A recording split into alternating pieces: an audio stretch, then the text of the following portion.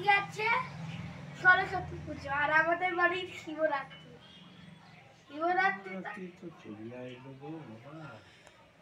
এখন পশু মাস মানে অঘ্রাণ মাসে। এই কালী ঠাকুরগুলাকে কি ঠাকুর বলে বল? না এই ঠাকুরগুলাকে কি ঠাকুর বলে? কপোয়া ঠাকুর, এটা জানিস? কি পাঁচ পোয়া ঠাকুর। 5 পোয়া ঠাকুর এটাকে বলে। চার চার চার 5 পোয়া মানে জানিস? পোয়া মানে এক হাত এক এক হাত এক পুয়া। হ্যাঁ, এইটা হচ্ছে পোয়া। এইটা 5 বার দিলে 5 পোয়া। রক্ত কবার পড়েছিল? হ্যাঁ, রক্ত বীজের রক্ত কি রক্ত বীজের রক্ত? আরে রক্ত বীজের রক্ত যতবারই তো কাটতো ততবারই তো রক্ত বীজ হতো। ওর রক্ত কবার পড়েছিল গুনা? 10 বার পড়েছে। তারপর কারি প্লাস্টিক দিয়ে দিয়েছিল নন্দী, তারপর ওই তো পড়েই নি কৈলাসের মধ্যে। রক্ত সব খেয়ে ফেললো। কে রক্ত খেয়ে ফেললো? কালি রক্ত বীজের। রক্ত বীজের রক্ত? হ্যাঁ, আচ্ছা।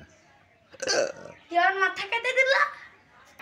শিবের ওই কালীর পায়ের নিচে শিব কেন আছে বল? ও একেবারে হ্যাঁ,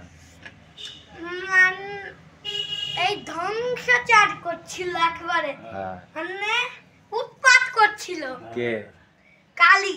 আচ্ছা, দিয়ে দিয়ে ও কেউ রক্ষা করতে পারছিল না, তার জন্য শিব আসলো।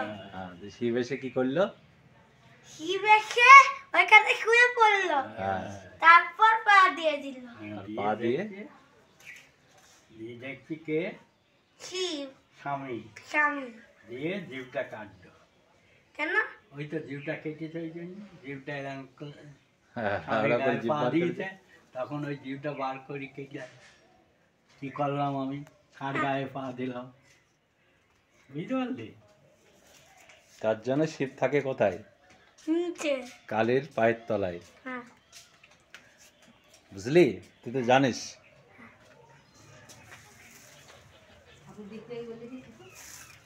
নিয়ে যাবে? কে নিয়ে যাবে? হ্যাঁ। ঠাম্মা কি সত্যি কথা না মিথ্যে কথা বলেছে?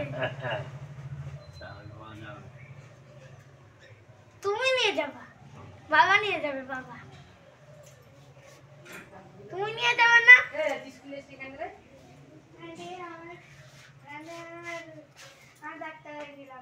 ডাক্তার বাড়ি।